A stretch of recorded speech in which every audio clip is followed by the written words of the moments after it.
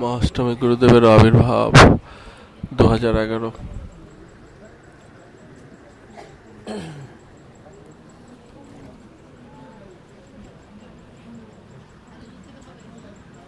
স্পিকারটা তো এখানে।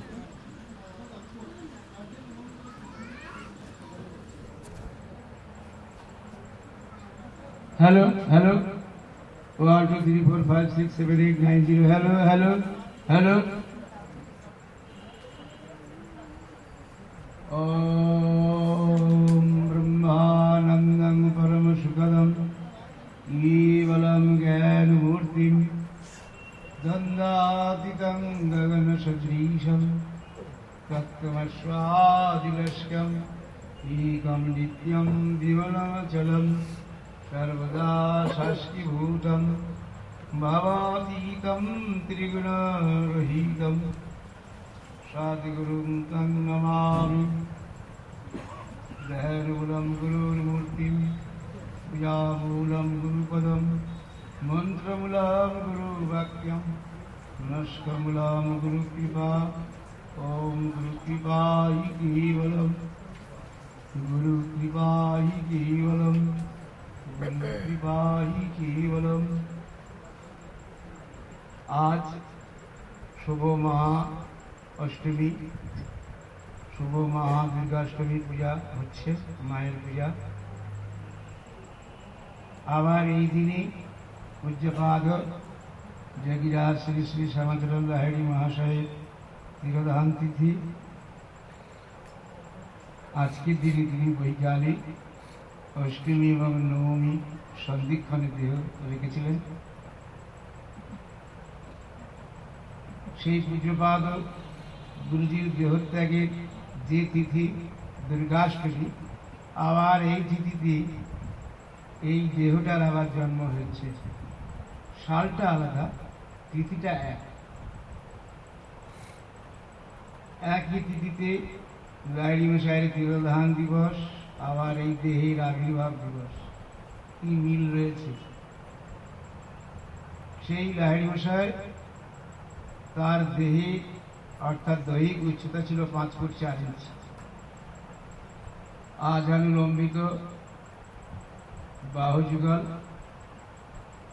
দেহের উপরের অংশটা হচ্ছে ধপধপে সাদা শাঁকালুর মতো, মধ্যাংশ গোলাপি রঙের, নিম্ন অংশ দুধে আলতা রঙের ছিল।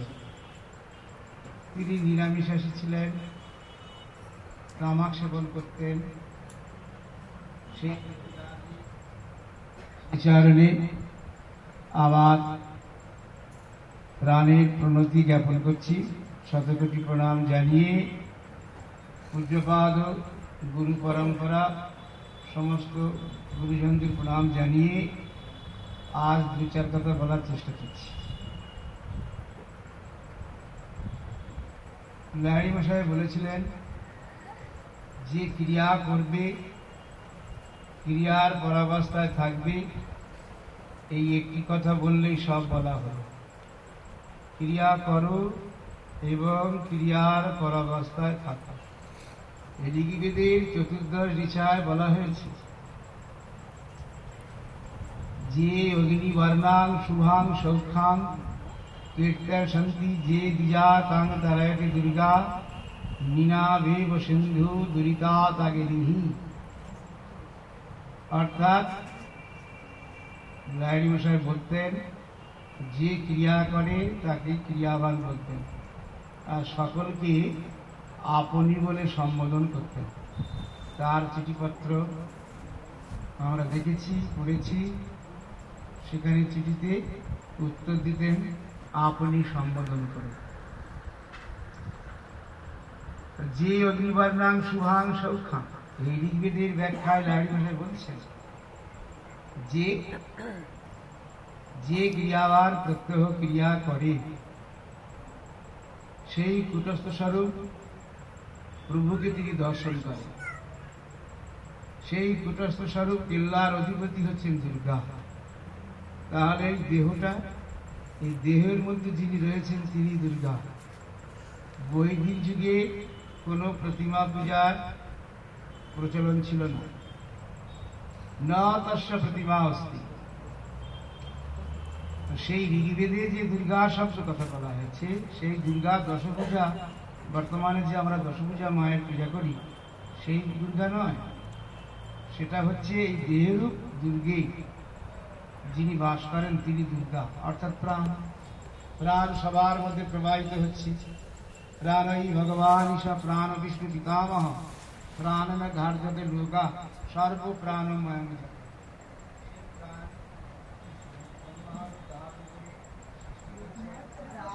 এই প্রাণ বিষ্ণুরূপ ধারণ করে পালন করছেন, সেই প্রাণ রুদ্ররূপ ধারণ করে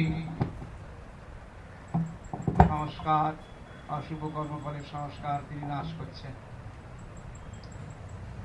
একই প্রাণ ব্রহ্মা বিষ্ণু মহেশ্বর রূপে এই জগতের সৃষ্টি স্থিতি প্রলয়ের কার্য করছেন। এইখানে গুরুদেব পূজ্যপাদ যোগীরা শ্যামাচরণ মহারাজ যে কথাটি বলেছিলেন, যে ক্রিয়াবার প্রত্যহ ক্রিয়া করে, ক্রিয়ার সাথে যোনি মুদ্রা প্রত্যহ কুটস্থ দর্শন করেন, সেই কুটস্থ স্বরূপ কেল্লার অধিপতি দুর্গা সেই তাকে অর্থাৎ ভক্তকে সংসার রূপ সাগর হতে উদ্ধার করিয়া দেন। তাহলে ক্রিয়া করতে করতে অতীতে সমস্ত পাপ নাশ হয়, তখন চিত্ত পবিত্র হয়, ভক্তি লাভ হয়, তখন জ্ঞান লাভ হয়। তাহলে ক্রিয়া করতে করতে ক্রিয়ার পরাবস্থায় মনের চঞ্চলতা নাশ হয়, স্থিরাবস্থায় অতীতের সমস্ত পাপ ক্ষয় হয়, তখন সে আত্মদর্শন করে। তাই আজকের একদিকে যেমন গুরুজির দেহত্যাগের দিন, আবার এই শরীরের জন্মতিথি, আবার মায়ের দুর্গা পূজা হচ্ছে। সেই জন্য ক্রিয়া করা, ক্রিয়ার পরাবস্থায় থাকা। মন হচ্ছে প্রাণবায়ুর অধীন। এই মন যত নষ্টের গোড়া। মন প্রাণবায়ুর অধীন। প্রাণ শক্তি চঞ্চল হয়ে শ্বাসরূপে সর্বদা ছোটাছুটি করিতেছে, ছুটছে। তাহলে প্রাণের চাঞ্চল্যে ইন্দ্রিয়, দেহ, মন সব চঞ্চল হইয়া ফিরিতেছে।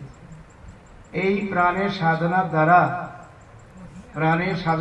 দ্বারা যদি এই শ্বাসকে স্থির করা যায়, তাহলে মনের স্থিতাবস্থা আসে। যেমন সর্পের মস্তকে লঘুরাঘাত করলে, সাপের মাথায় লাঠি মারলে যেমন সাপ আর ফণা তুলতে পারে না, সেইরূপ ক্রিয়া করতে করতে ক্রিয়ার পরাবস্থায় মনের চঞ্চলতা নাশ হয়ে মন সুস্থির, স্থির ভাব ধারণ করে।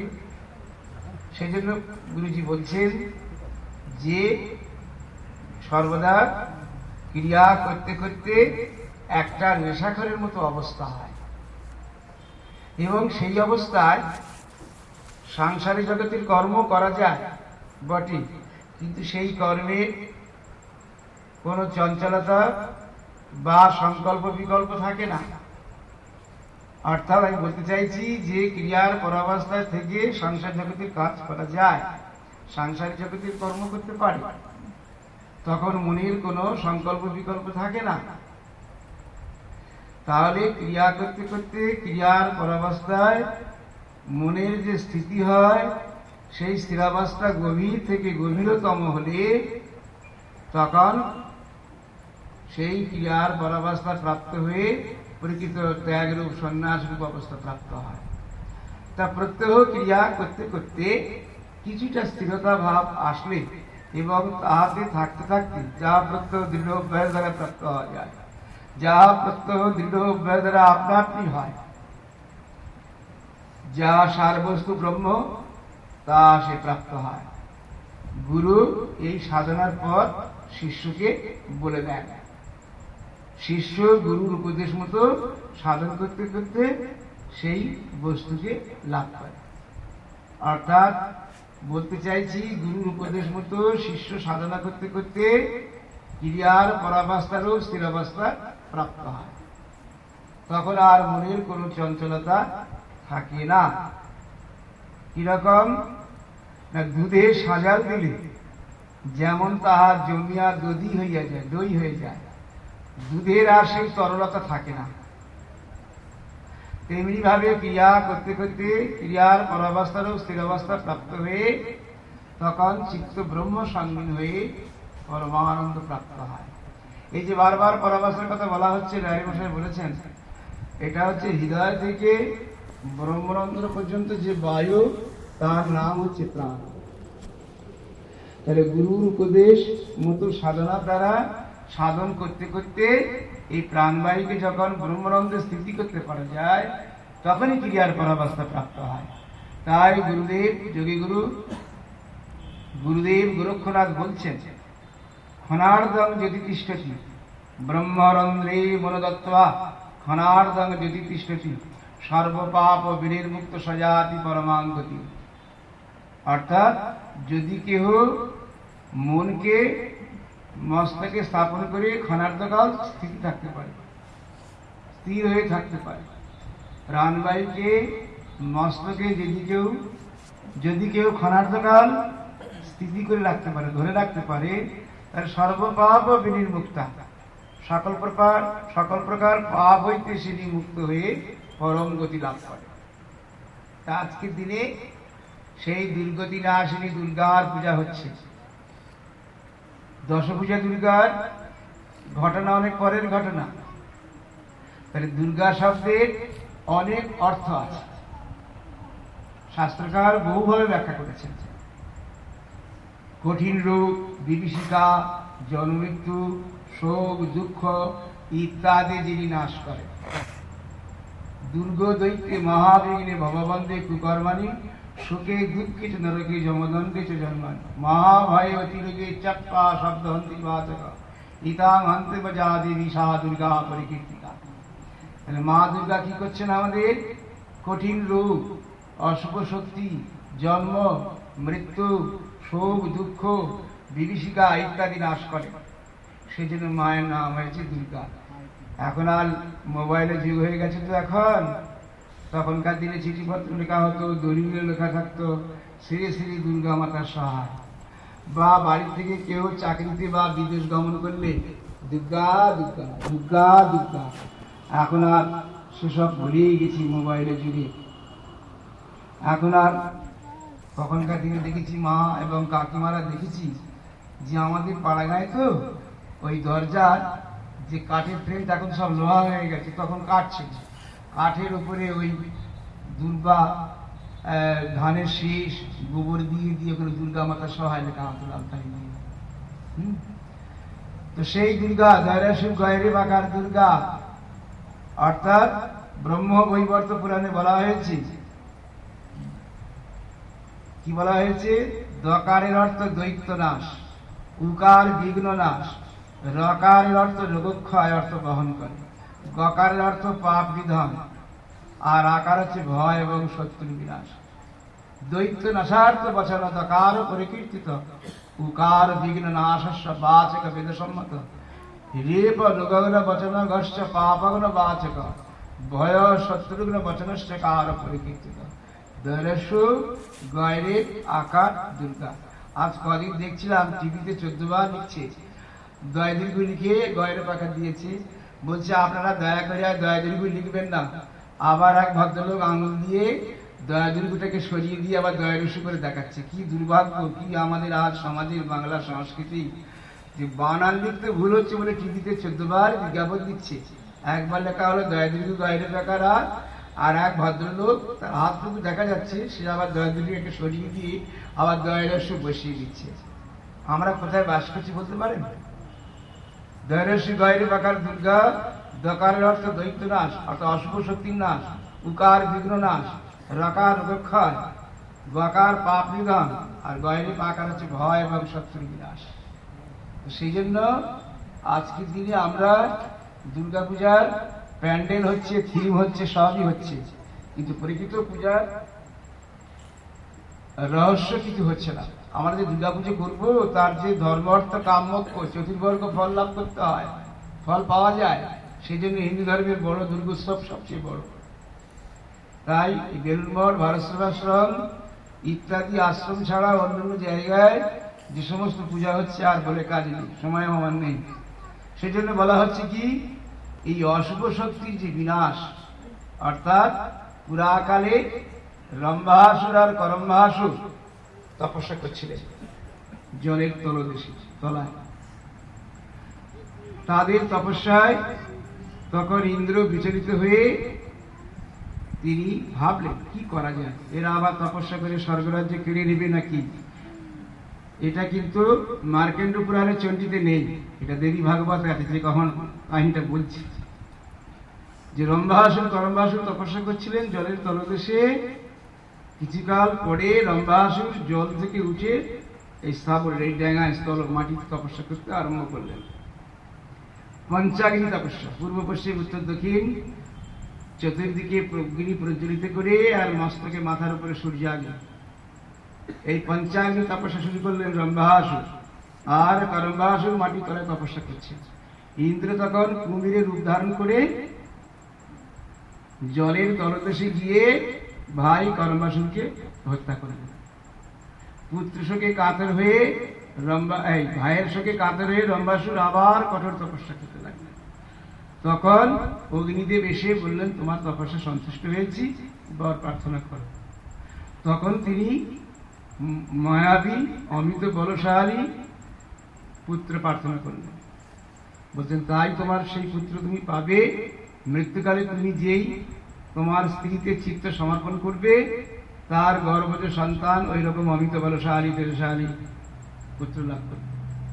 বর প্রাপ্ত হয়ে রম্ভার আর আনন্দ ধরে না, এবার তার নিজের দেশ পাতালের দিকে গমন করতে লাগলেন।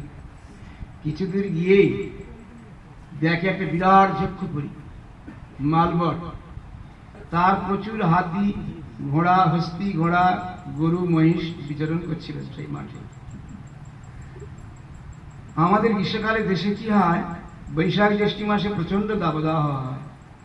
প্রচন্ড গ্রীষ্মকালে বৃষ্টি মাটিতে পতিত হলে একটা বাষ্প উত্থিত হয়, বায়ু ধোঁয়া ওঠে। তেমনি দীর্ঘকাল তপস্যা করছিলেন রম্ভাসুর। তার তপনির্জিত দেহ শীর্ণ হয়েছে। তেমনি ওই এক ঋতুমতী মহিষীকে দেখে তার সুপ্ত কাম জাগরিত হল। আর সেই ঋতুমতী মহিষীটা রম্ভাসুরের কাছে ঘোরাঘুরি করতে লাগলো। আমি একটু আগে বলেছি, দারুণ গ্রীষ্মের সময় বাষ্প বৃষ্টি হলে যেমন বাষ্প উত্থিত হয়, সেই রূপ রম্ভাসুর দীর্ঘকাল তপস্যা করেছেন, কিন্তু ওই মেয়ে মহিষী ঋতুমতী মহিষীকে দেখে তার কাম জাগরিত হয়। তিনি কাম দমনে অসমর্থ হয়ে সেই মহিষীতে উপগত হলেন। দুজনের মিলনের ফলে সেই মহিষী গর্ভবতী হল। সেই গর্ভবতী মহিষীকে নিয়ে তিনি পাতালে প্রবেশ করলেন। দীর্ঘকাল পরে রম্ভাসুর বরলাভ করে দেশে ফিরেছে জেনে সমস্ত অসুররা এসে তাকে অভ্যর্থনা করতে লাগলেন। কিন্তু পিছনে বলে, এটা তোমার কে? বলে, ও আমার স্ত্রী। ছি ছি ছি, তুমি পশু গমন করেছো। এই পশু গমন রূপ অপকর্মের জন্য অসুররাও তাকে সমাচিত করল। তখন রম্ভাসুর ঋতুমতী স্ত্রী মহিষীকে নিয়ে আবার সেই যক্ষপুরীতে এলেন, পদ্মনিধি যক্ষের সেই বাগানে। তখন কালক্রমে সেই মহিষী পুত্র সন্তান প্রসব করলেন। সেই পুত্রের সমস্ত দেহটা মনুষ্যের ন্যায়, মনুষ্য অবয়ব, মস্তকটা মহিষের ন্যায়, মুখটা মহিষের ন্যায় হয়েছিল, এবং দুটো শৃঙ্গ লইয়া তিনি জন্মগ্রহণ করেছিলেন। সেই পুত্রটার নাম হচ্ছে সর্বজন বিদিত মহিষাসুর। আবার কালক্রমে সেই মহিষী আবার ঋতুমতী হলেন। তখন এক পুরুষ মহিষ তাকে পাবার প্রার্থনা করলেন। তখন তার সেই ঋতুমতী মহিষী নিজের শীলতা, নিজের আত্মসম্ভ্রম রক্ষা করবার জন্য রম্ভাসুরের কাছে আশ্রয় নিলেন। রম্ভাসুর তখন একটা খড়গ নিয়ে সেই প্রবল কামনমত্ত মহিষের প্রতি ধাবিত হলেন। সেই কামড়মত্ত মহিষ তার সিংহ দ্বারা এমন ভাবে রম্ভাসুরের উদরে আঘাত করলেন, রম্ভাসুর প্রাণ ত্যাগ করলেন। তখন যক্ষগণ কি করলেন, যক্ষরা তার তো আত্মীয় স্বজন সব তো পাতালে আছে, তাই চিতা সজ্জিত করে সেই চিতার উপরে রম্ভাসুরকে শয়ন করালেন। আর তার স্ত্রী স্বামীর চিতায় সহমৃত হলেন। সেই চিতার ধূম থেকে, অগ্নি থেকে যে ধূম উত্থিত হতে লাগলো, ধূম বেরোতে লাগলো, বিরাট প্রবল পরাক্রান্ত এক দৈত্যের আবির্ভাব হলো।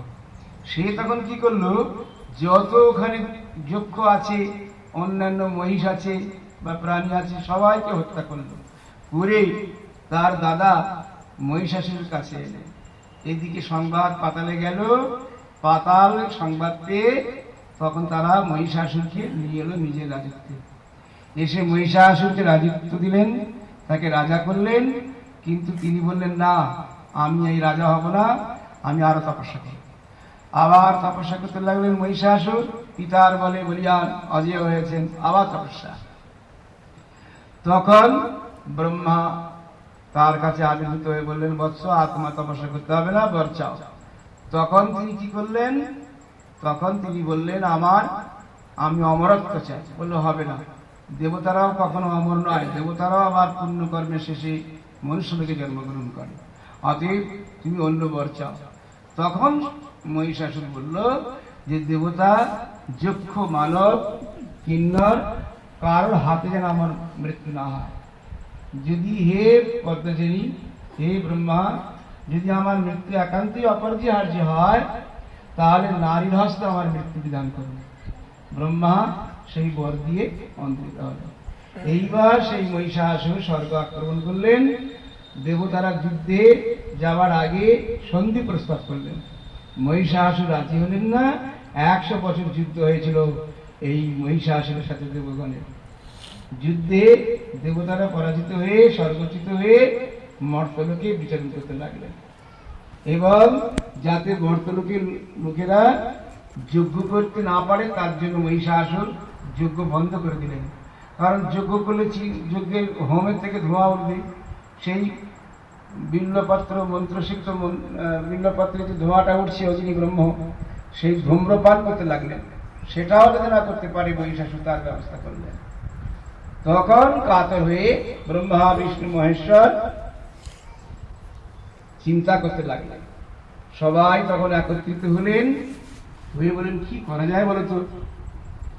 ইন্দ্র বলল, প্রভু, আপনি তো বরদান করেছেন, আপনি প্রতিকার করুন। এইরকম দেবগণ সমবেত হয়ে আলোচনা করতে করতে ক্রোধের উদ্রেক হল। সেই দেবগণের ক্রোধ থেকে তেজ নির্গত হতে লাগলো। সেই তেজ একত্রিত হয়ে জ্বলন্ত পর্বত শৃঙ্গের আকার ধারণ করলো, বিরাট পর্বত আকার ধারণ করে আকাশে বায়ুমণ্ডলে ভাসতে ভাসতে কাত্যায়ন ঋষির আশ্রমে আবির্ভূত হলেন। কাত্যায়ন ঋষি দেখলেন যে দেবগণের তেজ সম্মিলিত হয়েছে। তখন তিনি তার ব্রহ্ম তেজ তার সঙ্গে যুক্ত করলেন। ব্রহ্ম তেজে পুষ্ট হয়ে সেই তেজ সহস্র সূর্যের ন্যায় প্রখর হল। আর সেই তেজের থেকে আবির্ভূত হলেন এক কন্যা। কাত্যায়ন ঋষি রাম নাম অনুসারে দেবীর অপর নাম কাত্যায়নী। সেই মাকে দেখে দেবতারা হাত জোর করে স্তব করতে লাগলেন, প্রার্থনা করতে লাগলেন, প্রণাম করতে লাগলেন, মা, তুমি আমাদের বাঁচাও, তুমি ছাড়া আমাদের কেউ রক্ষা করতে পারবে না। তখন সমস্ত দেবগণ আপন আপন অস্ত্র আয়ুধ বাহন দান করলেন। মা তখন অট্টহাস্য করতে করতে হাসতে হাসতে তিনি বৃন্দাচলে। তখন এই চন্ডমুণ্ড দেখতে পেয়েছিল। দেখে মহিষাসুরকে বলল, প্রভু, ওই পাহাড়ের মধ্যে একটা অপরূপা সুন্দরী মেয়ে ঘোরাঘুরি করছে, বলে তাই, নিয়ে এসো, তাকে আমি বিবাহ করব। তখন দুন্দুবিকে পাঠালো। মা তখন বললেন, দেখো, তোমাদের প্রভু যদি মঙ্গল চায়, দেবতাদের স্বর্গরাজ্যে ফিরিয়ে দিক। তা সে কখনো করে? এত তপস্যা করেছে, রাজি হয়? সে তখন সব শৈল পাঠাতে লাগলো, চন্ডমুণ্ড রক্তবীজ একে একে নিহত হতে লাগলো। তখন মহিষাসুরের চৈতন্য হলো না, কত অসুর পালিয়ে গেল। তখন মহিষাসুর কি করলো, কখনো হস্তি, কখনো মহিষ, কখনো ঘোড়া, কখনো ব্যাঘ্র ইত্যাদি রূপ ধারণ করে মায়ের সঙ্গে যুদ্ধ করছে। আরে ভাই মহামায়া কাছে তুই পারিস? তো মহামায়ার কাছে মহিষাসুরের কোনো মায়া টিকলো না, টিকতে পারলো না। তখন মা নাগ পাশে বদ্ধ করে তাকে ত্রিশূল খড়গাঘাতে হত্যা করল। তখন দেবতারা মায়ের জায়গাধারি করতে লাগলেন। তখন মা বললেন, দেখো, যখন তোমরা বিপদে পড়বে তখন আমাকে তোমরা এইভাবে সাহায্য করবে, আমি তোমাদের সমস্ত বিপদ থেকে রক্ষা করব। আর কি হলো না, এইদিকে নরলোকেরা যদি, মানবগণ যদি আমার পূজা করে তাহলে তারাও এই বিপদ থেকে উদ্ধার হবে। সেই জন্য আমাদের এই পূজার আয়োজন, অর্থাৎ দুর্গা প্রতিমা সহিত লক্ষ্মী, সরস্বতী, কার্তিক, গণেশ, এই 4 প্রতিমূর্তি নির্মিত হয়। তার দুর্গা মায়ের পুজো করবো, তার 4 জন কেন আসছে? পরবর্তীকালে আমরা নিজেদের মেয়ে মনে করেছি। মা যেমন তার ছেলে মেয়েকে নিয়ে বাপের বাড়ি আসে, আমরা আমাদের নিজেদের সংস্কৃতি সমাজের সঙ্গে এক করে ফেলেছি, তাই না? লক্ষ্মী সরস্বতী মা দুর্গার মেয়ে নয়, লক্ষ্মী ক্ষীর সমুদ্র থেকে উদ্ভূত হয়েছিল, আর ব্রহ্মার কন্যা হচ্ছেন সরস্বতী, আর আমরা মায়ের ছেলে মেয়ে বানিয়ে নিয়েছি। যাই হোক, বিতর্কে যেতে চাই না। সেই লক্ষ্মী সরস্বতী হচ্ছে ধর্ম, অর্থ, কাম, মোক্ষ, চতুর্বর্গ ফল লাভ করবার জন্য। সর্বসিদ্ধিদাতা গণেশের পূজায় ধর্ম লাভ হয়, বিঘ্নহারী গণেশ পূজা করলে পর। লক্ষ্মীর আরাধনা করলে অর্থ লাভ হয়, আর কার্তিকের অর্চনা করলে সাংসারিক সর্বিত কামনা বাসনা উপভোগ করা যায়। আর সরস্বতী বিদ্যারূপিণী, জ্ঞানদায়িনী, তার উপাসনা করলে মোক্ষ লাভ হয়। সেই জন্য ধর্ম, অর্থ, কাম, মোক্ষ, এই চতুর্বর্গ ফল লাভ করবার জন্য আমাদের এত আয়োজন, এত উপবাস, কৃচ্ছ সাধন। সেই জন্য আজ অষ্টমী, প্রতিপদ, দ্বিতীয়া, তৃতীয়া, চতুর্থী, পঞ্চমী, ষষ্ঠী।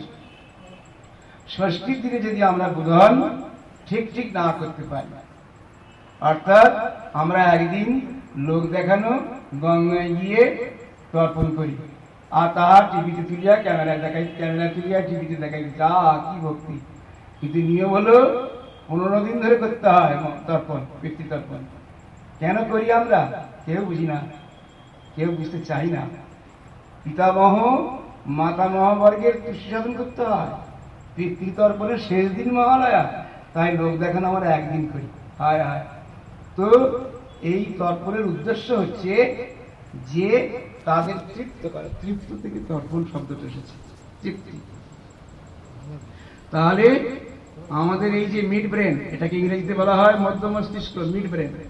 এই মধ্য মস্তিষ্কে অনন্ত কোটি জন্মের পশু পিতামাতা এবং মনুষ্য পিতামাতার সংস্কার জমা আছে, অর্থাৎ কাম, ক্রোধ, লোভ, মোহ, বিভিন্ন প্রকার বিভৎস বৃত্তি এই মহালয়, এই মিড ব্রেন, এই মধ্য মস্তিষ্কে জমা আছে। তাই ভালো হতে চাইলে আমরা ভালো হতে পারি না, কেননা আমরা 84 লক্ষ জনি ভ্রমণ করেছি, তাই না? জলজা নবলক্ষানি স্থাবরালস্ক বিংশতি, জলে যত রকম পোকামাকড় হয় 9 লক্ষ, আর এই গাছ বৃক্ষ হয়েছে 20 লক্ষ বার, 20 লক্ষ জনি। কৃমেয় রুদ্র সংখ্যকা 11 লক্ষ কৃমি, 11 লক্ষ জনিতে কৃমি হয়েছে। পশ্চিমাঙ্গ 10 লক্ষ, 10 লক্ষ বার পক্ষী হয়েছে, পাখি হয়েছে। 30 লক্ষানি পশুবা, পশুকুলে 30 লক্ষ বার হয়েছে। 34 লক্ষানি মানবা। তা আমরা এত জনি ভ্রমণ করে যদিও মনুষ্য আকার পেয়েছি, কিন্তু সেই পশু বৃত্তিগুলো রয়ে গেছে। এখনো গা হাতে লোম রয়েছে, কাম, ক্রোধ, লোভ রয়েছে, পশুদের আছে, আমাদের আছে। সেই জন্য ভগবান বিষ্ণু বলছেন, বিষ্ণু পুরাণে ভগবান বিষ্ণু বলেছেন 84 লক্ষ জনি। সেই জন্য পঞ্চ ইন্দ্রিয়, মন, বুদ্ধি, চিত্ত, অহংকার, এদের তর্পণ করে দুর্গাবোধে রূপান্তরিত হতে হয়। কারণ এই মন, বুদ্ধি, চিত্ত, অহংকার, পঞ্চ ইন্দ্রিয় আমাদের পরম শত্রু। আমাদের ভগবতমুখী হতে দেয় না, আমাদের গুরু অভিমুখী হতে দেয় না। সেই জন্য দুর্গা পূজার প্রাক্কালে এই মন, বুদ্ধি, চিত্ত, অহংকার, এই পঞ্চ ইন্দ্রিয়কে তর্পণ করে দুর্গাবোধে রূপান্তরিত হতে হয়। পিতৃতর্পণের শেষ দিন মহালয়া, মহাপূর্বক আলয় যুক্ত ইজগাল টু মহালয়া। মহা মানে হচ্ছে বিরাট, আলয় মানে হচ্ছে ঘর, মানে হচ্ছে শক্তি দেবী। আমরা প্রাণী রূপে আবির্ভূত হয়ে ক্রমে মানুষের আকার পেয়েছে। তো সেই জন্য আমাদের অনন্ত জন্মের সংস্কার এই মধ্য মস্তিষ্কে, এই মহালয়ে জমা আছে। এই মস্তিষ্কের নিচে দ্বিদল পদ্মের পিছনে এই মেডুলা ব্ল্যাঙ্গেটা, এখানে মা ভগবতী বহু ভাবধারা নিয়ে নিজে আছেন বলে তাকে মহালয়া বলা হয়। সব রকম ভোগ দিয়ে আমাদের সম্মোহিত করে রেখেছেন, মা ধরা দিচ্ছেন না। সেই জন্য বোধন হচ্ছে ষষ্ঠী, অর্থাৎ বোধাতু অনট প্রত্যয় করলে বোধন, বোধ শক্তির উন্মেষ, সমস্ত বোধকে দুর্গাবোধে রূপান্তরিত করা। তাই সায়ান্নে বোধনাং কুর্যা, সন্ধ্যাবেলায় বোধন করতে হয়, অর্থাৎ সম্যক ধ্যানের দ্বারাই বোধন হয়। সেই জন্য প্রতিপদ, দ্বিতীয়া, তৃতীয়া, চতুর্থী, পঞ্চমী, ষষ্ঠী, অর্থাৎ ওঙ্কার প্রাণায়ামের দ্বারা, খিচুড়ি মুদ্রা সহ ওঙ্কার প্রাণায়ামের দ্বারা প্রাণবায়ুকে ষষ্ঠীতে ষষ্ঠ চক্রে আনতে না পারলে দুর্গার বোধন হতে পারে না। সেই জন্য ধ্যান সংলীন মানস, আমি আগেই বলেছি, সমস্ত জিহ্বার মনোবৃত্তি সংলীন হলেই তবে বোধন সম্ভব। তাহলে মেরুদণ্ডের মধ্যেকার সুষুম্না নাড়িকে সম্পূর্ণভাবে চাষ করি, অর্থাৎ ওঙ্কার প্রাণায়াম করি। ওঙ্কার প্রাণায়ামের দ্বারা প্রাণবায়ুকে ষষ্ঠী দিনে এই ষটচক্রে, এই আজ্ঞা চক্রে আনতে পারলে তবেই প্রকৃত দেবী দুর্গার বোধন হবে। আর এইখানে বসে আছেন কে? এই আজ্ঞা চক্রে দ্বিদল পদ্মে ওইখানে আছেন তিনি নির্গুণ ব্রহ্মের প্রতীক শিব। সেই নির্গুণ প্রতীক থেকে, নির্গুণ থেকে সগুণ শক্তি প্রকাশ। যেমন আমরা দেখছি, শুনছি, আস্বাদন করছি, সবই হচ্ছে জীবভূতা শক্তি। কাম শক্তি, ক্রোধ শক্তি, লোভ শক্তি, আস্বাদন শক্তি, সবই হচ্ছে জীবভূতা শক্তি। আর এই জীবভূতা শক্তির, সগুণ শক্তির মূল প্রসারী শক্তি, মূলাধারে রয়েছে নির্গুণ রূপী। তাই সেই নির্গুণ শক্তিকে টেনে প্রাণায়ামের দ্বারা এই কুটস্থের বিন্দুতে আনতে পারলে তবে মনুষ্য জীবন সার্থক হয়। সেই জন্য সাধনার দ্বারা আমাদের চেষ্টা করতে হয় ষষ্ঠীর দিনে শক্তিকে জাগানো। তাহলে সেই শক্তি হচ্ছে সেই মহামায়া কুলকল্যাণী শক্তি। তিনি কৃপা করলে তবে ষষ্ঠীর দিনে কুটস্থে আনা যায়। তাই কোথায় হয় বোধন? বিল্ল বৃক্ষে। তোমরা বলবে বা অনেকে বলবে, স্বামীজি মহাদেবের বেলগাছ প্রিয়, তাই বেলগাছে বোধন হয়। প্রথমে 5 নাম্বারটা হবে, লেটার মার্ক পাওয়া যাবে না, পিএইচডি হবে না। তাহলে কি হবে? বোধন যে হচ্ছে কলা, কচি, হলুদ, জয়ন্তী, বেল, দাড়ি, অশোক, মান, ধান, এই 9টা গাছ, তার সাথে 2টো বেল্ল ফল, শ্বেত অপরাজিতা লতা দিয়ে বেঁধে দুর্গাবোধে স্নান করিয়ে বস্ত্র দ্বারা আবৃত করে গণেশের দক্ষিণ দিকে রাখা হয়। গণেশের বউ নয়, দুর্গা, নবদুর্গা, নব দুর্গার পরিচিত। এই 9টা গাছের বহু মাতৃগুণ আছে। পার্বতী, ব্রহ্মচারিণী, চন্দ্রঘণ্টা, কুষ্মান্ডা, স্কন্দমাতা, কাত্যায়নী, মহাগৌরী, কালরাত্রি, সিদ্ধিদা, এই নবদুর্গা। তাই আমাদের মধ্যে যে নিত্য নতুন ভাব পল্লবিত হচ্ছে, উদ্ভাসিত হচ্ছে, নব দুর্গা রূপে উপলব্ধি করে এই নবদুর্গার পূজা। এটা 2টো বেলফল, অর্থাৎ এই দ্বিদল। পুরোহিতকে বলবেন যে বাবা ঠাকুর 2টো বেলফল নিয়ে বোধন করেন কেন? জিজ্ঞাসা করবেন। যে 3টে বেলফল নিলেও তো বোধন করা যায়, 5টা বেলফল নিয়েও তো বোধন করা যায়, বা একটা বেলফল নিয়েও তো বোধন করা যায়। আপনি 2টো ফল কেন গ্রহণ করলেন? উত্তর দিন। এই যে দ্বিদল পদ্ম, হংস প্রাণায়াম যেটা আমরা করি, হংস প্রাণায়াম, দ্বিদল পদ্মে যে হংস ক্ষেত্র, ওই 2টো বেলফল, এই যে 2টো ভ্রু, কি বিদেশিটা করে গেছেন গো। তাহলে আমাদের মেরুদণ্ডে সুষুম্না নাড়ি হচ্ছে বিল্লদণ্ড। এই মেরুদণ্ডের সুষুম্নায় 6 গ্রন্থি যুক্ত, মূলাধার, স্বাধিষ্ঠান, মণিপুর, অনাহত, বিশুদ্ধাক্ষ, আজ্ঞাচক্র। এই 6 গ্রন্থির উপরে দ্বিদল পদ্মে, অর্থাৎ 2টো বেলফলের মাঝখানে সিঁদুরের বিন্দু দিয়ে বামন ঠাকুর বলেন, রাবণস্য বধার্থায় রামস্য অনুগ্রহে চ অকালে ব্রহ্মণা বোধা দেবাস্তাই কৃতপুরা। ও মন্ত্র তুমিও বলতে পারো, কার কি এসে গেল? ও মন্ত্র রোজ রোজ পাঠ করো না, কি হবে? তাহলে রাবণ বধের জন্য রামের প্রতি অনুগ্রহের জন্য অকালে ব্রহ্মা দেবী নিদ্রা ভঙ্গ করেছিলেন। আমাদের ওই দ্বিদল পদ্মে অর্থাৎ ওইখানে দৃষ্টি স্থির রেখে দুর্গা অনুসন্ধান করলে তবেই পরিচিত বোধন হয়। আমাদের মধ্যে যে রাবণ বৃত্তি অসুর বৃত্তি আছে, সেই দুর্দর্শ বৃত্তিগুলোকে নাশ করা। তাই যে কোনো সময়ে যে কোনো বয়সে যে কোনো অবস্থায় বোধন করা যায়। সেই জন্য আমাদের মনোবৃত্তিগুলি বহির্মুখী, সেই জন্য বৃত্তির দুর্দশাটাই হচ্ছে অকাল। তাই সময়ের বিচার নয়, বয়সের বিচার নয়, অবস্থার বিচার নয়, বোধন করতে হবে। কেন মন সর্বদাই ছুটছে, কিছুতেই কুটস্থ রাখতে পারছি না। আর আমরা বলি কি, ছেলে পিলে হোক, নাতি নাত বউ হোক, তারপরে বোধন করবো, অর্থাৎ দীক্ষা নেব, তারপর বোধন করবো। আগে নাতি নাত বউ হোক, তারপর দেখা যাবে। এইভাবে ষষ্ঠীর দিনে ষট চক্রে আনলে তবে বোধন। সপ্তমীতে কি হয়? সপ্তমী দিনীতে গন্ধ রূপ রস শব্দ স্পর্শ মন বুদ্ধি এই সাতটাকে জয় করা করতে পারলে সপ্তমী পূজা সার্থক। আর অষ্টমী দিনে হচ্ছে অহংকার। অষ্টমী দিনে বলিদান হচ্ছে অহংকারের বলি। তো সেই জন্য এই বলিদান যখন হলো, তখন ভক্ত কি হচ্ছে? বিজয় লাভ হল দশমীর দিন। সেই জন্য আমাদের আগে আমাদের অহংকার বলি হোক, আজ অষ্টমী, আজ অষ্টমী নবমী সন্ধিক্ষণে বলিদান হবে, তারপর দশমী। সেই জন্য সময় সংক্ষেপ, আমাদের আবার খাবার সময় স্বামীজি এখন বক্তব্য করছেন। তো কি বলবো, এই অষ্টমীতে চেষ্টা করতে হবে আমাদের যে রিপু আছে, এই রিপুগুলোকে জয় করা, বশীভূত করা। এইভাবে সময় সংক্ষেপ, আর বাকিটা আবার দশমী দিনে বলবো। তো সেজন্য আমাদের চেষ্টা করতে হবে এই ক্রিয়াযোগে সাধনার দ্বারা মনকে কুটস্থে স্থিতি করে তার দর্শন পাবো, তার কৃপা লাভ করবো। তখন দেখবো সবার মধ্যে মা দুর্গা রয়েছে। সাধক তখন আনন্দে লিপ্ত করতে থাকে। তখন পিতা পুত্র প্রভু ভিত্ত জাতিভেদ সম্প্রদায় ভেদ থাকে না। সেই জন্য এই দুর্গা পূজা এত বড় জিনিস। ধর্ম অর্থ কাম মোক্ষ এই চতুর্বর্গ ফল লাভ করবার জন্য আমাদের এত আয়োজন করতে হয়। সেই জন্য বিশ্বকবি রবি ঠাকুরের ভাষা শেষ করি। উৎসব কখন হয়? এই এত পয়সা খরচা করে তোমাদের অনুষ্ঠান করছো, এ কি হবে?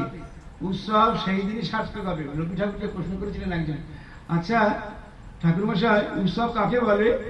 ডেফিনিশন। রবি ঠাকুর হাসতে হাসতে বলছেন, মানুষ যেদিন আপনার মনুষ্যত্বের শক্তি বিশেষভাবে স্মরণ করে, বিশেষভাবে অনুভব করে, সেই দিনই হয় উৎসব। প্রতিদিন মানুষ দিন ক্ষুদ্র, এক এক নিঃসঙ্গ। তাই উৎসবের দিনে মনুষ্যত্বের শক্তি অনুভব করে সে মহৎ হয়, সে বৃহৎ হয়। রবি ঠাকুর বলছেন, সেই মনুষ্যত্বের শক্তি অনুভব করতে গেলে মানুষকে অন্তর্মুখী হতে হবে, পূজাকে জীবনে গ্রহণ করতে হবে। তাই এই উৎসবের দিনে আমাদের আনন্দ সকলের আনন্দ হোক, আমার সুখে সকলের সুখ হোক, আমি যা কিছু পাই তা সকলের সহিত মিলিত হইয়া উপভোগ করি। এই হলো উৎসবের সংজ্ঞা। সেজন্য মনুষ্যত্বের শক্তি যদি অনুভব করতে হয়, তাহলে মনকে আমাদের অন্তর্মুখী করতে হবে, তবেই হবে আমাদের উৎসবের সার্থকতা। সেই জন্য আর সময় বিশেষ নমুনা একটা গান গাইতেই হবে। সেজন্য কি বলছিলাম যেন, যে আজকের এই বিশেষ লগ্ন পুণ্য তিথিতে আমরা যেন শ্রীগুরুর পাদপদ্মে যেন মনকে নিয়োজিত করে মনুষ্য জীবনকে সার্থক করতে পারি। অনেকেই বলেন যে আমরা ক্রিয়া করি, স্বামীজি দর্শন হয় না। দর্শন সব দিন হয় না, বারবার বলেছেন লাহিড়ী মশাই। তিনি তার এক শিষ্যকে পত্রে লিখেছেন যে দর্শন are not always the same. দর্শন মিনিং ইনার ভিশন। দর্শন are not always the same. Darshan depends on the state of the mind. Devotion and respect are required for this. All can be attained by the first kriya, complete realization. তো প্রথম ক্রিয়া সব হতে পারে, হংস, শীতলী, ওঙ্কার প্রাণায়াম, যোনি মুদ্রা, কেচরি মুদ্রা, মহামুদ্রা, নাভি ক্রিয়া সব প্রথম ক্রিয়া পাঠ। All can be attained by the first kriya, complete realization. Only sincerity is needed. The after effect cause of kriya and blissful, the aesthetic flings are there at the very first kriya. Go on practicing kriya. সেই জন্য এই ক্রিয়া যোগে যদি মনোনিবেশ করতে পারি এবং মনকে কুটস্থ আত্মস্থ করতে পারি, তাহলে আমরা নিশ্চয়ই আমাদের আরাধ্য, আমাদের প্রার্থিত বস্তু আমরা লাভ করব। আর যদি বলি যে নাতি নাত বউ হোক, নাতির ঘরে পুতি হোক, তাহলে কি হবে সঙ্গমিত্রা? তাই ব্যাসদেবের কথা বলে শেষ করি। ব্যাসদেব বলছেন, জয় ইচ্ছতি হরিং স্মর্তম ব্যাপার অন্তর্গতৈরপি সমুদ্রে শান্ত কল্যাণে স্নাতুম ইচ্ছতি দুর্মতি। যদি কেউ মনে করেন সংসারের এই ঝামেলাটা মিটে যাক, সংসারের এই গোলমালটা মিটে যাক, তারপর নিশ্চিন্ত হয়ে ভগবত ভজন করব, তার দশা কিরূপ? ব্যাসদেব বলছেন, কোন ব্যক্তি সমুদ্রের তীরে দাঁড়িয়ে বলছে তরঙ্গগুলো থামো, তারপর নিশ্চিত স্নান করব। সমুদ্রে তরঙ্গ থামবে, হতে পারে না। তাহলে যদি ওই তরঙ্গের মধ্যে স্নান করতে পারবেন, তারই সমুদ্রে স্নান করা হবে। One who intends to remember God after getting rid of your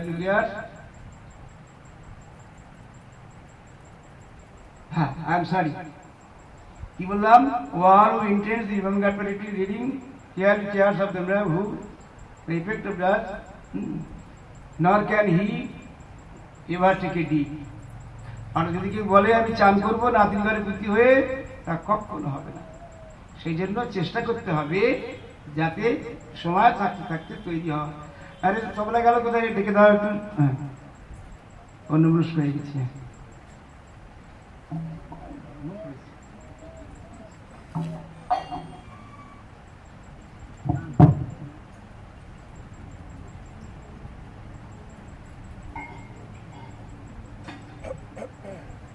খাওয়া দাওয়া করা হবে কি? খিদে পাচ্ছে তো নাকি? একটা বেজে গেল তো। আচ্ছা, কল্যাণ আগে তুমি ভাষণটা বলে দেবে? কল্যাণ তুমি বলে দাও আগে, তারপর গানটা গাইব।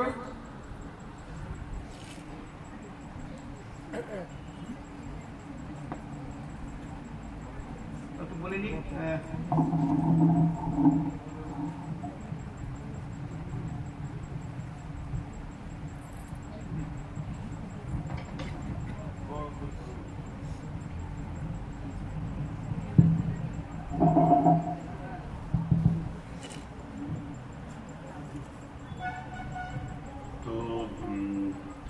আমার বক্তব্য তো এখানে কিছু নেই। আসলে যেটা আমার মনে হয়েছিল যে বহু দূর থেকে দুজন গুরু ভাই বোন আমাদের এসেছেন, তাঁরা এই বাংলা ভাষায় করা ঠাকুরের বক্তব্যটা কতটুকু রসাস্বাদন করতে পেরেছেন সেটা নিয়ে একটু সংশয়ের জায়গা থাকেই। সেই জন্য ঠাকুরের এই গভীর অর্থবোধক এবং এই অতি অসাধারণ বক্তব্যটার জাস্ট একটু যদি ইংরেজি তর্জমা করে দেওয়া যায়, এটা এদের উপকারী লাগবে এই ভেবে আমি জাস্ট একটু নোট নিয়েছিলাম, সিনপসিসটা বলছি। Actually, what I'm going to tell is that Guruji gave his lecture. It is wonderful, it is stupendous. The depth and the inner meaning of whatever he has said, it is incomparable. I have just kept some of the notes, and I'm here going to give the idea of whatever I have understood. First, what he wanted to say is that why this day is auspicious. Durgashtami, this day is auspicious for two reasons. One is that mythological Durga Puja, this very goddess Durga, she is considered to be the mother of the entire universe. So this day we worship her, and to the Kriya practitioners this day is remarkable for one more reason, that in this day Lahiri Baba, who brought Kriya Yoga in this world, he left his body. That means it can be said in that way that he left his mortal frame and He strewn himself to the entire cosmos. And to us, it is far more remarkable for one more reason, that our Guruji was born in this day. Naturally, there is some significance, there is some deeper connection between this. There is a pranam mantra, that Guru Madhya Sthita Mata, Matri Madhya Sthita Guru, Guru Mata Namastabhyam, Matri Guru Namamyaham. So within Guru is the mother, and within mother is the Guru. So a combination of the both, that means the juxtaposition of these two supreme powers and capacities, the supreme deities, that is this day. And that is why it is so much remarkable, that is why it is so much important and significant to us. He paid obeisance, he paid his respect to Lahiri Baba, and he started with Lahiri Baba's one of the famous quotations that do Kriya and stay in the aftermath of Kriya, in the state, in the aftermath of Kriya, that is everything. So he explained this with the concept, mythological concept of Durga. Durga is a word which has several connotations and denotations. The meaning which the word Durga signifies is that Deha Rupi Durga, that means our body is considered to be a castle. In this castle, she is the deity, she is Goddess Durga, who makes this mortal existence significant and meaningful. So one who, by doing Kriya, can envisage her, one who doing Kriya can make himself attainable and perceivable to that supreme deity, can be said that he or she has attained this place of Durga.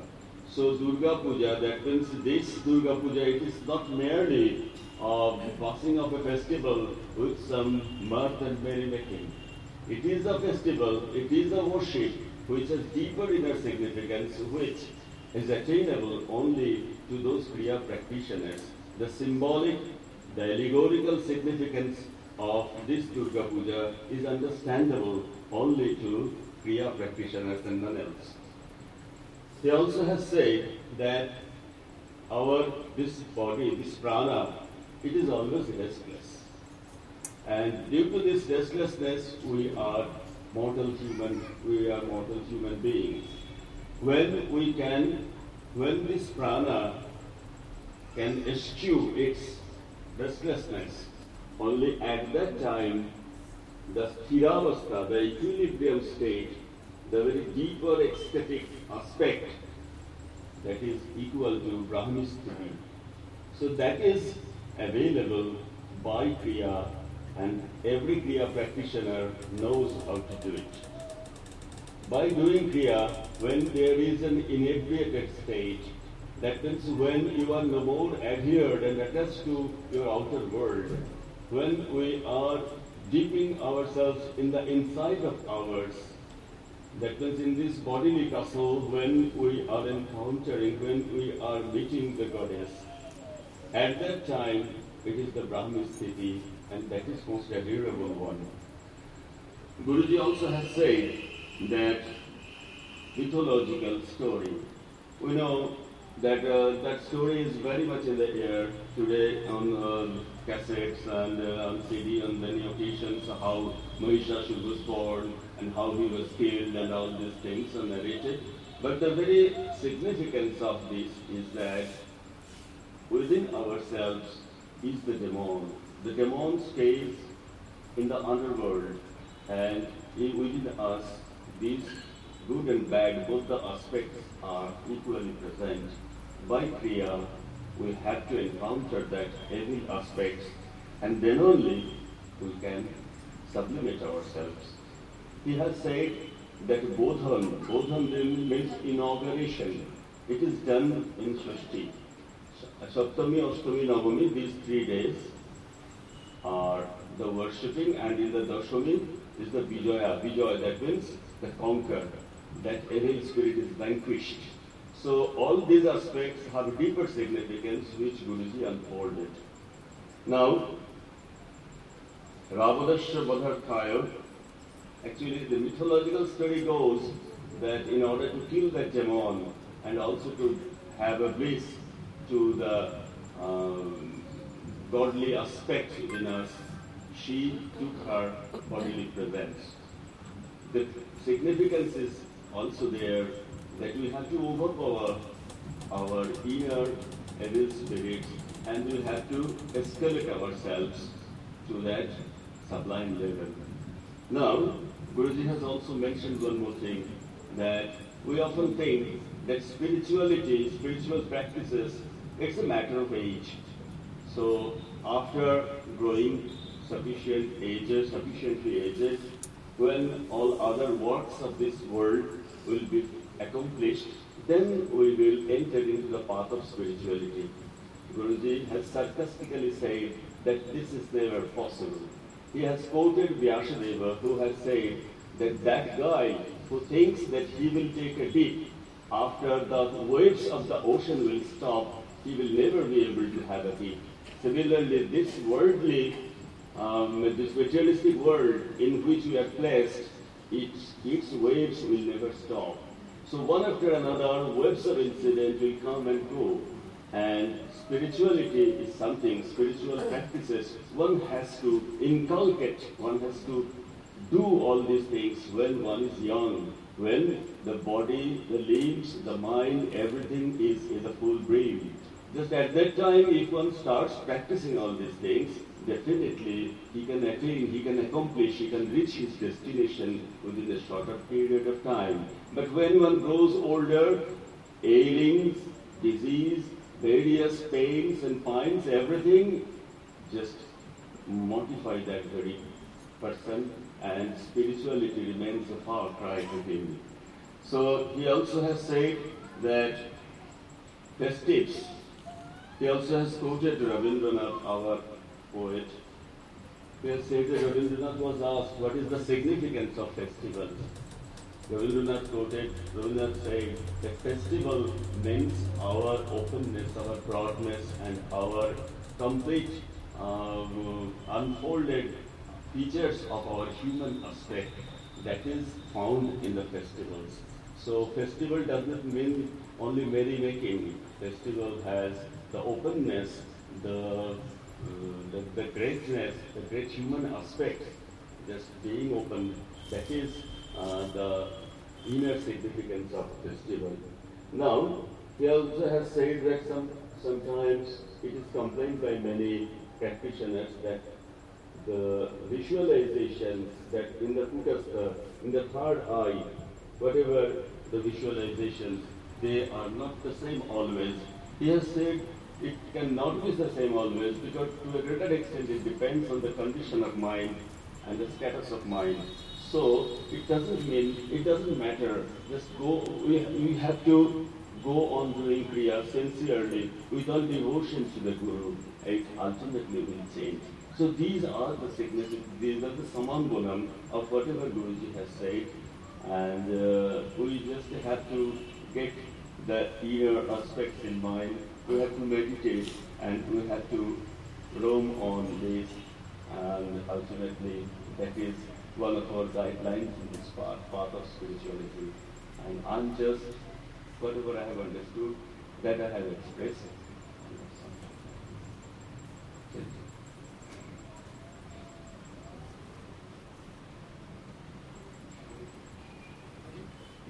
তাহলে এবারে গুরুদেবের সঙ্গীত, ঠাকুর একটা সঙ্গীত গান গাইবেন একটি বা দুটি, আর তার সঙ্গে অংশগ্রহণে সঙ্গীতের তবলায় রূপকুমার ভট্টাচার্য।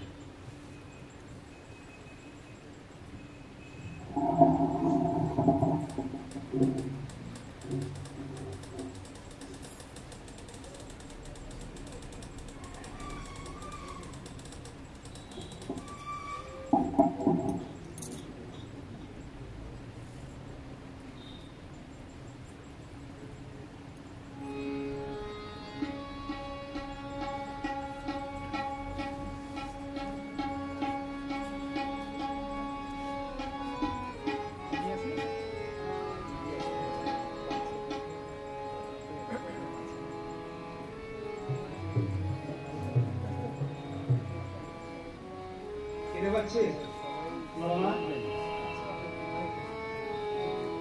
খিদে পেয়েছে, কি করবো?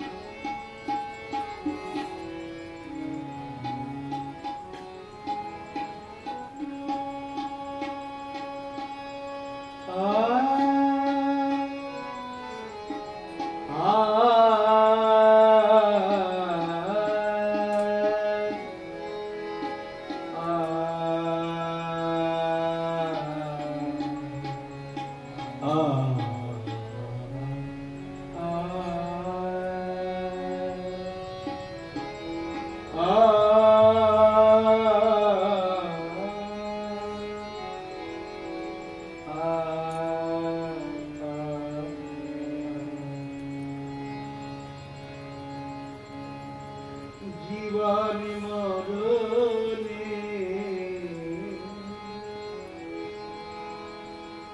জীবনে মরণে তোমার চরণে থাকিতে কি আমি পাব না গো। জীবনে মরণে তোমারি চরণে থাকিতে কি আমি পাব না গো।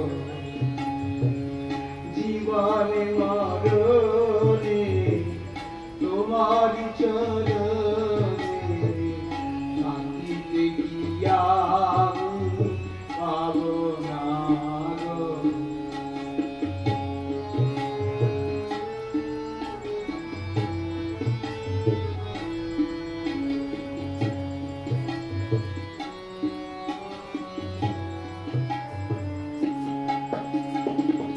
মরণের দিনে শ্রীচরণ তোমার, মরণের দিনে শ্রীচরণ তোমার, চিরগমিনীতে হাত বাড়ায়, চিরগমিনীতে হাত বাড়ায়। জীবনে মরণে তোমারি চরণে থাকিতে কি আমি পাব না গো।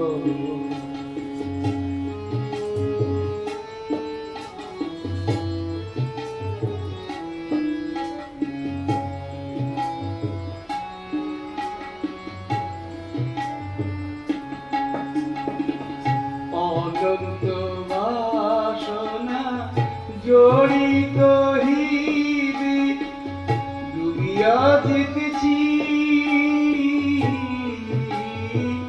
তব আধার হবে। অনন্ত বাসনা জড়িত হৃদে ডুবিয়া যেতেছি,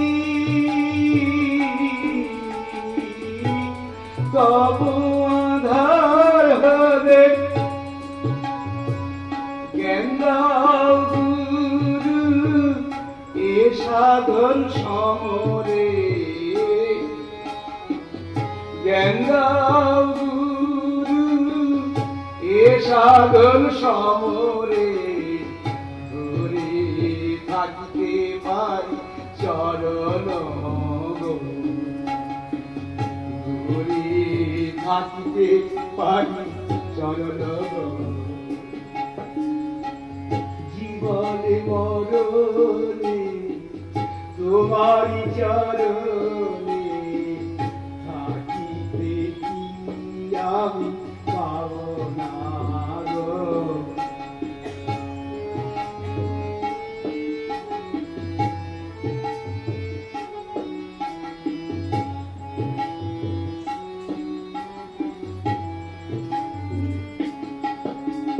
পরশ দেবী হয়েছে চরণ, কি যে তুমি তাহা বুঝেছি মরম।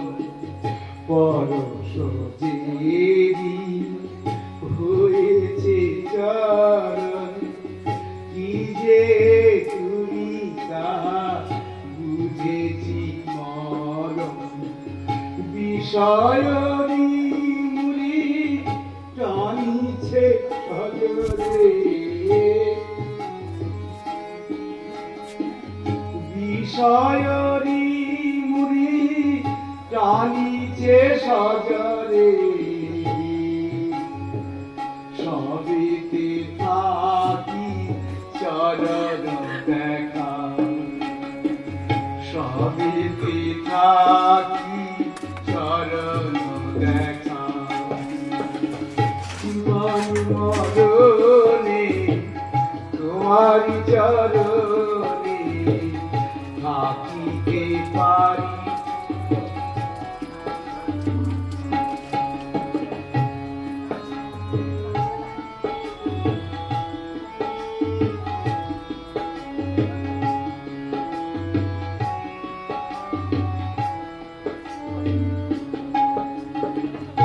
একথা পদে করি নিবেদন, একথা পদে করি নিবেদন। জোর করি দখল করো হৃদয় আসন, তোমায় ছেড়ে মন থাকিব জগৎ। তোমায় ছেড়ে মন থাকিবে জগৎ। শাসন তখন করিও গো, শাসন তখন করিও গো।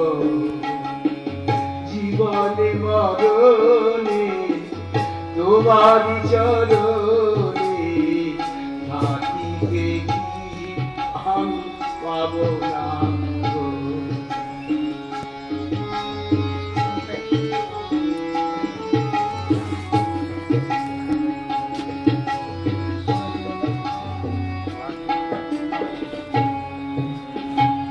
মরণের দিনে শ্রীচরণ তোমার,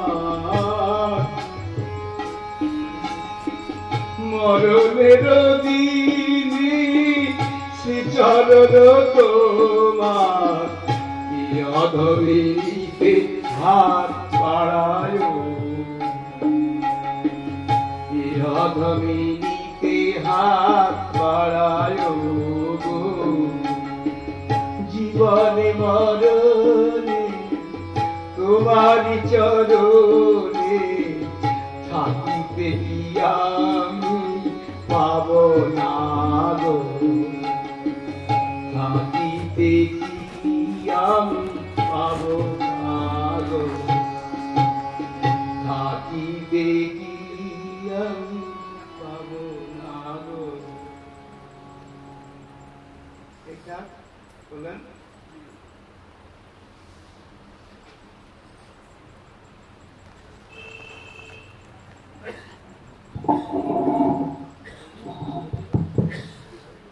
ঠাকুরের সঙ্গীত তো সুধার ধারা, কাজেই অফুরন্ত শোনার পরও আকাঙ্ক্ষা নামেটারই কথা।